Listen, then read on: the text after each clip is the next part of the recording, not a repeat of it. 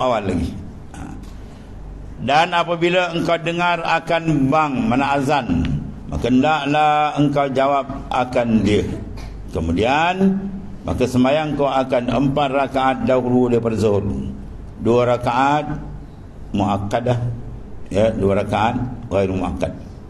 Semua itu sunat muakkadah pada ahli tasawuf. Ulama fiqh ada macam 2 rakaat muakkadah, 2 rakaat maknanya apa? Ghairu muakkad. Ulama tasawuf dah semua dibantai semua sekali, habis semua muakkad, ya.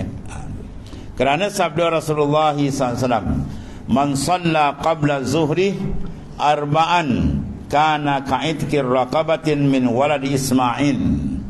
Barang siapa yang sembahyang 4 rakaat, ya, sembahyang dahulu daripada zuhur 4 rakaat, nasihat adalah ia seperti memerdekakan seorang hamba daripada anak bani Nabi Ismail. Masya Allah, besar kan?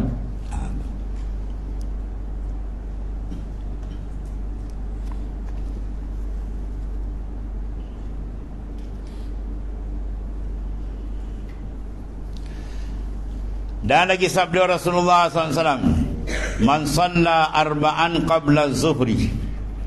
Barang siapa semayang arba'an parakan qabla zuhri, sebelum zuhur, mana dahulu berzuhur lah sembahyang qabla, ya, ghufira zunubuhu yaumahu zalik. Mana diampunkan dosanya pada hari itu. Semua dosa pada itu habis, bersih. Besar kan ni? 4 rakaat sebelum zuhur.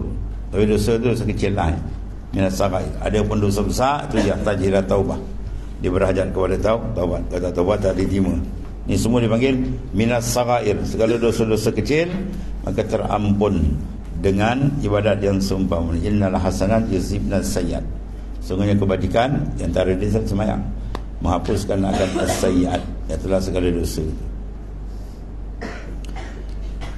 Dan lagi sabda Nabi SAW, man hafaza ala 4 raka'atin qabla zuhri wa arba'i ba'daha harramahullahu 'alan nar. Masya-Allah. Man hafaza ala 4 raka'at, barang siapa memelihara, ya, atas sembahyang 4 rakaat. Bila tu? Qabla zuhri, dahulu daripada zuhur, mana sebelum zuhur, sunat qabliyah lah. Dan 4 rakaat pula wa arba'in ba'daha, dan 4 rakaat selepas daripada zuhur. Jawab dia, haramahullah, haram akan dia, jasad dia tu, Allahu oleh Ta'ala. Diharamkan mana? Ala nari, daripada neraka. Maknanya siapa yang sembahyang 4 rakaat sebelum zuhur, 4 rakaat, ya, lepas zuhur, maka haram neraka menyentuh dia. Itu kelebihan Allah Ta'ala bagi, yang besar, yang kecil-kecil. Syahdan, jangan engkau masyghul kemudian daripada sembahyang zuhur itu hingga asar, melainkan dengan belajar ilmu yang memberi manfaat. Lepas zuhur tu sampai ke asar, buat kuliah maknanya, ya, tak kira apa kuliah, cari ilmu, ya, itu maksud dia, menimba ilmu.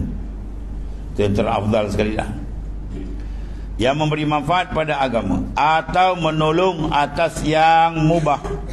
Atau kalau tak ada kuliah, tak ada apa, buat kerja-kerja yang mendatangkan manfaat. Yang mubah seperti berkhidmat kepada fuqaha, kita berkhidmat kepada ulama-ulama, ya, yang salihin, dan berkhidmat kepada ulama ahli sufi, ulama ahli tasawuf di kalangan para wali-wali, dan berkhidmat kepada guru kita, ya, dan seperti berkhidmat kepada orang lain. Kemudian pada guru-guru, kemudian pada orang lain. Besar khidmatnya. Bagi kita nak biar kalbi kita, dalam kalbi guru kita, dalam kalbi arif kita ada, yang kita khidmat, itu maknanya ada dalam tu. Itu yang mahal. Bahawa itilah atas kalbi orang-orang yang dekat ni, kita ada dalam banyak keberkatan dalam Allah. Dulu banyak khidmat kan. Dan seperti berkhidmat kepada yang lain jugalah, itulah sekali. Pada orang biasa kita tolong menolong. Daripada mereka itu, itulah segala orang Islam, iaitu segala orang Muslim, dia bantu dia. Atau masyghul, makna menumpukan dengan engkau dengan membaca Quran, menghafaz Quran dan sebagainya. Atau masyghul engkau dengan berusaha mencari belanjamu, yang kebanyakannya ni lah. Sampai zuhur semua kerja banyak, Ya. Cuma ada lapisan ikut masing-masing. Atau menguruskan untuk mencari belanja. Belanja kita cari kerja untuk apa tu? Yang menolong dengan dia, dengan kerja dapat belanja tu apa? Iaitu akan agama. Agama pada diri kita sendiri. Ada bekalan kan apabila kita nak ibadat dan sebagainya kan? Maka apabila masuk asar, ni Imam Ghazali susun jadual. Masuk asar pula, maka sembahyang 4 rakaat dahulu daripada asar. Dahulu daripada fardu asar tu. Dia panggil sunat muakkad. Umlan Sopiri muakkad semua ni. Pada ahli tasawuf kerana sabda Rasulullah SAW, rahimallahu abdan shalla arba'an qabla al-asr. Memberi rahmat Allah Ta'ala akan hamba yang sembahyang 4 rakaat dahulu daripada fardu asar. Yang mana Ta'ala berikan rahmat besar. Dan lagi sabda Rasulullah SAW, man shalla qabla al-asr arba'an harramahullahu 'alan nar. Barang siapa sembahyang 4 rakaat dahulu daripada asar, maka Ta'ala haramkan jasad dia pada api neraka. Nah, saya diharamkan Ta'ala jasad dia atas api neraka. Besar. Nah, kalau kita tak tuntut, bodoh panggil. Tak cerdik panggil. Tawaran besar ni. Dan saigianya jangan engkau tinggalkan akan yang demikian itu, supaya dapat engkau rahmat yang didoakan oleh Rasulullah SAW. Suatu doa bagi orang yang mengerjakan dia demikian itu. Itu Rasulullah doa tu, rahimallah, itu doa. Dan doa Rasulullah tu mustajab. Maka jangan engkau masyghul melainkan dengan seumpama yang dahulu. Yakni apa? Hendaklah engkau kerjakan kemudian daripada sembahyang asar, seperti engkau kerjakan kemudian daripada sembahyang zuhur ke dah. Anda buat kerja manfaat, cari ilmu dia minta mengerti. Kalau tak ada kuliah, kita buat kerja-kerja kemasyarakatan, bantu-bantu. Seperti menuntut ilmu yang memberi manfaat pada agamamu, atau menolong kebajikan kepada segala manusia, atau buat ibadat yang sunat seperti membaca Quran dan segala aurat, segala wirid-wirid, dan berusaha pada sesuatu yang membawa kehidupan bekerja dalam dunia ni untuk menolong kepada akhirat. Habis. Dan saigianya jangan engkau sia-siakan segala waktu dengan hendak engkau tentukan bagi tiap-tiap waktu. Jangan sia-siakan segala waktu kosong, sembang, yo-ya-ya atau bugi.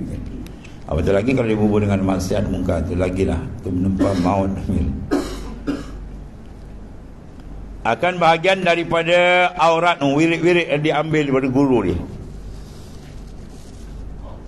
Kau wirid antara yang masuk lepas subuh, malam, lepas subuh, lepas asar.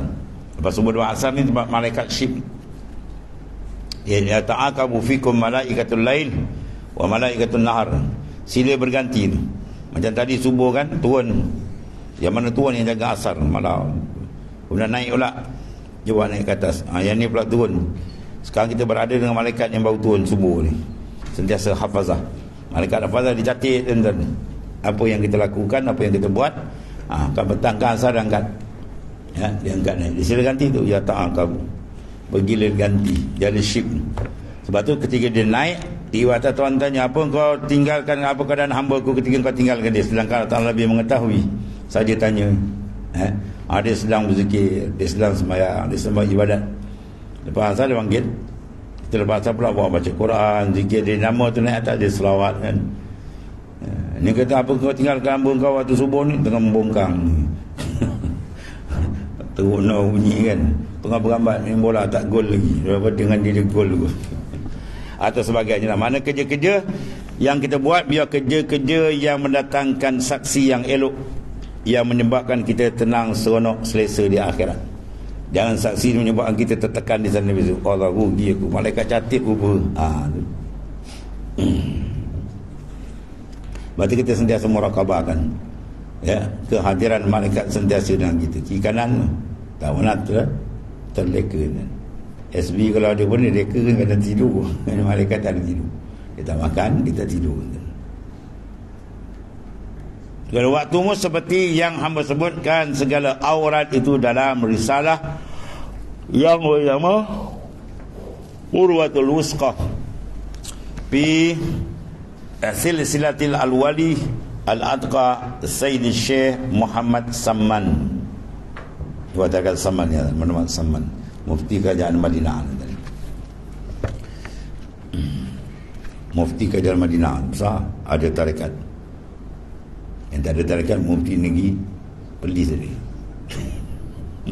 Itu tak ada tarekat. Ya. Dan sebagiannya bahawa jangan engkau suka pada tiap-tiap waktumu itu melainkan dengan bertambah ilmu. Ya. Tiap-tiap waktu pastikan ilmu itu bertambah. Manisda dan ilman walam yazdad Quran. Manistawa yaumahu fahuwa maghbunun. Manistawa yaumahu, barang siapa yang sama 2 hari je. Hari ni dengan semalam sama je. Iman dia naik tidak, turun tidak. Ilmu dia bertambah tidak, turun tidak. Sama tu. Fahuwa maghbun, orang tu tertipu. Ya, dia nak iman ke depan walau sikit. Iman kita pastikan dia naik, ilmu pastikan bertambah walau sikit. Sesuai kita makin dekat dengan tarikh akhir umur kita maknanya. Ya. Dan sebagiannya jangan engkau suka pada tiap-tiap waktu melainkan dengan bertambah ilmu. Seronok ilmu bertambah, amal bertambah, makrifat bertambah. Dan jangan suka engkau pada tiap-tiap waktu dengan bertambah dunia. Oh seronok apa? Oh income banyak masuk. Ni kalau lebay bersangkut, lebay maruju. Ya, dia sama dengan orang jahil. Umi seronok. Ya, dia buat amal tak rasa seronok, dapat duit umi seronok. Semua lebay penipu. Ya, lebay penipu. Dan jangan suka engkau pada tiap-tiap waktu melainkan bertambah duniamu, jangan, dan kekayaanmu. Wah, dia seronok rasa. Sebab saya ni hidup rasa berjaya dah. Apa? Makin hebat pertambahan, ya. Dia punya keduniaan dia tu. Wah, tu kepala masuk air kan. Dan kekayaanmu serta kurang ilmu dan amalmu, ya. Kalau kurang amal dan ilmu, ucap innalillah. Maka apa faedah hidupmu di dalam dunia pada bertambah hartamu, padahal umurmu tiap-tiap ketika makin kurang. Ya, kita nak cari kebahagiaan yang sebenar di sana, bukan di sini. Lan asyur illa al-asyul akhirah. Tiada hidup sebenar melainkan di sana, kata baginda sallallahu alaihi wasallam. Ya. Kerana kekayaan dunia tatkala engkau mati habis, tiada engkau bawa ke dalam kubur. Dia buat kubur kan. Ya. Bawa kereta tak muat kan. Bawa dengan dia punya hati tak muat. Dia pun tak akan ikut. Dan syarat pun tak bagi. Kan, tak pun nak bawa semua. Dia hembus nafas akhir, turun bertukar. Bertukar apa? Bertukar milik kan. Harta semua akan diparahin. Bukan hak dia lagi lah. Nama pun dia kata harta tarikah, harta peninggalan mayat. Bermakna dia sudah meninggalkan harta. Dia kumpul-kumpul benda yang nak ditinggal, tertinggal benda yang nak dibawa. Itu ahmak, sebodoh-bodoh manusia. Sebodoh-bodoh manusia mengumpul benda yang nak ditinggal. Dengan sebab itu tertinggal benda yang nak dibawa. Ya, ingat betul. Allah. Dan jangan suka engkau pada tiap-tiap waktu dengan bertambah dunia. Tak dapat tambah dunia, monyok macam nak mampus rupanya. Tambah dunia orang segar. Itu semua jenis orang yang tak berakal. Maka apa faedah hidupmu dalam dunia pada bertambah hartamu, padahal umurmu tiap-tiap ketika itu kurang. Kerana kekayaan dunia itu tatkala engkau mati, tiada engkau bawa di ke dalam kubur. Ya, dan tiada bersama-sama engkau. Dia meneman kita amal salih.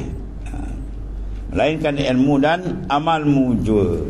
Ya, amal saleh kita akan meneman kita. Sebab tu banyakkan amal. Siapa yang nak banyak teman mengiringi di alam barzah besok, di waktu kesunyian, adalah amal saleh. Lagi banyak kita beramal, lagi banyak menemankan kita. Dalam hadis disebut, bila datang azab, semayang di pen kita. Jangan sentuh dia, dia memelihara aku. Datang sebelum azab, ya, Quran datang. Quran kata jangan azab dia, dia memelihara aku, dia membaca aku pada waktu malam dan sebagainya. Dia amal kita yang Allah izin kepada.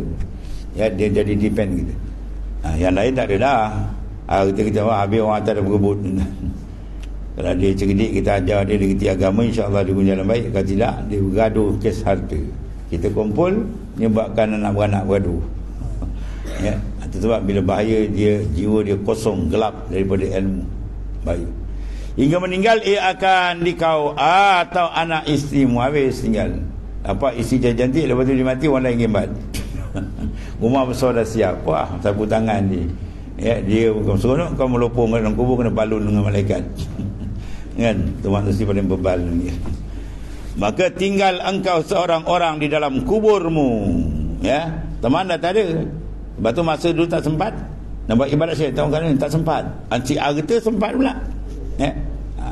Maka ketika itu tiada bersama dengan dikau melainkan amalmu juga. Kalau tak ada amal, melawunglah dia tu. Dan jika ada amalmu itu yang kebajikan, nasaya engkau dapat akan kesenangan lagi nikmat di dalam kubur. Amal yang diterima, dia kena jagalah amal tu. Pertama nak jaga biar buat, dah buat pula jaga biar cantik, supaya dia diterima, baru dia selamat. Allah Karim. Dan jika ada amalmu itu kejahatan, wal'ayazabillah, nasaya engkau dapat kesusahan lagi, seksa azab yang amat sakit.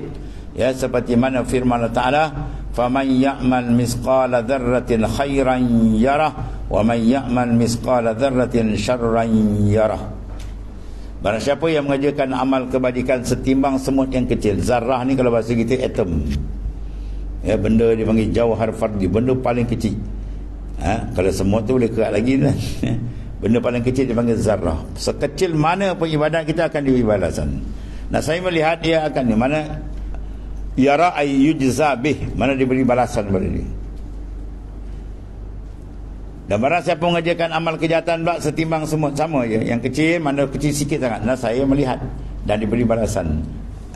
Akan di dalam demikian itu dengan kesusahan dan seksa yang amat sakit, amat dahsyat. Pastikan apa yang kita buat ni menyebabkan kita selamat di sana.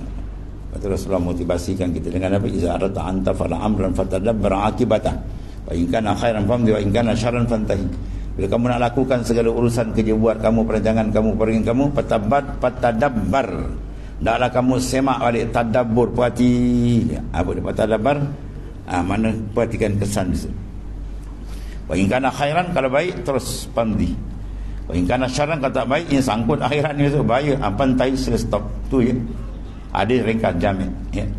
Apa-apa kita nak buat, letakkan maut di depan, mizanul maut.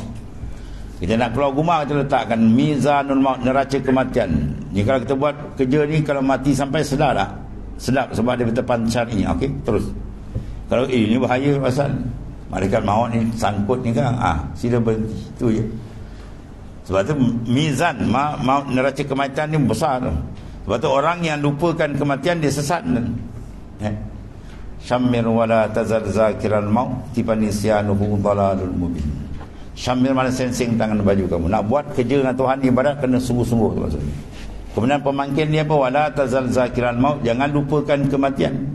Kau jangan bergambar-gambar lupakan mati mana. Tipanisyanuhu dalalul mubin, lupakan mati sesat yang cukup terang. Ya, tengok orang yang tak langsung tak kenal agama, sesat ni, minum arak ni, berjudi macam-macam, tuan cerita mati kat dia macam kau cerita kubur pula, dia kata orang projek banyak lagi, guru besok langgar lori mampus tu. Besok langgar lori dah mati, semalam kau minta merang, dia cakap. Allah. Orang yang cerdik, orang yang memikirkan, membuat persiapan benda yang besar di depan tu. Nabi kata al-qayyis mandana nafsah wa amilah lima ba'dal maut. Al-qayyis mana orang yang pintar, yang cerdik. Mandana, dana biman ahasabah, orang yang sentiasa membuat penghisaban untuk di akhirat itu.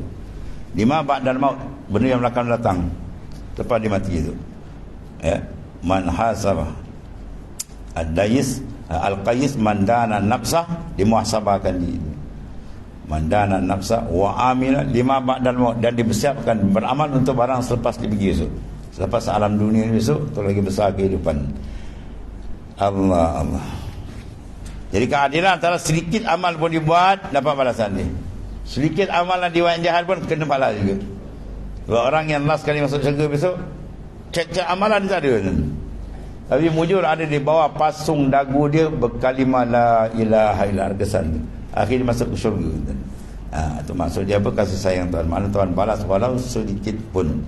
Jadi kita kena meningkatkan amalan semungkin yang boleh, sementara ada umur kita yang korek-korek ni, tak lama kita. Ya. Jangan kita saya muda lagi tak, buah kelapa tak kira muda. Kalau yang kotai tak jatuh, yang muda belarang-larang itu. Ya, mati bukan sebab muda, tua. Mati bukan sebab sakit, tapi mati sebab ajal. Kalau ajal dah ada, cepat-cepat ada. Ya, itu mana.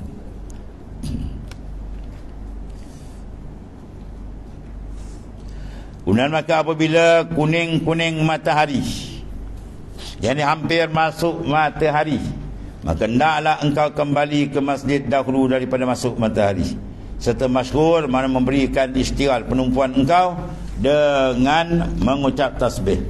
Pada sebelum masuk maghrib tu duduk dalam berapa minit, 20 minit ke kan, 10 minit ke. Ibadat patut sembahyang ni kita buat istiqdat persiapan awal, baru mudah hadir hati. Ini sembahyang terkejar masuk tu yang kelang kabut. Dia sebelum masuk dah istighfar, minta ampun dengan Tuhan, kekalkan zikir qalbi dia. Dia angkat takbir selap, dia masuk. Ya. Ini tengah cungap-cungap ni sembahyang. Sembahyang tak ada rupa sembahyang. Sebelum tu ucap tasbih, ucap istighfar, kena kelebihan fadilat waktu itu. Seperti kelebihan fadilat waktu yang kemudian daripada subuh juga, lebih besar tu. Hingga mana terbit matahari. Kerana sabda Rasulullah SAW, wasabbih bihamdi rabbika qabla tulu'i syamsi wa qabla ghurubiha. Aduh. Mana ucapkan oleh mentasbih, subhanallah, maha suci Allah. Subhana dari maf'ul bagi fi'il mutlak. Dengan mana usabbihu subhana, maka aku mensucikan Allah Ta'ala. Suci daripada apa? Minan naqais, daripada segala kekurangan. Bila kita tasbih lagi, kita nampak kehaibatan, kebesaran, keagungan, kedahsyatan Allah yang maha dahsyat.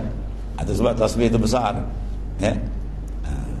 Kalimatan yang khafifatan yang ala lisan, sakatan ala mizan.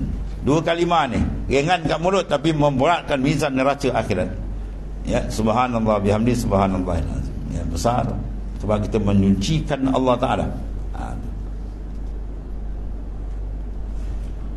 Ucapkan olehmu tasbih dengan puji Tuhanmu dahulu daripada terbit matahari dan dahulu daripada masuk matahari. Sebelum masuk matahari itulah dekat maghrib.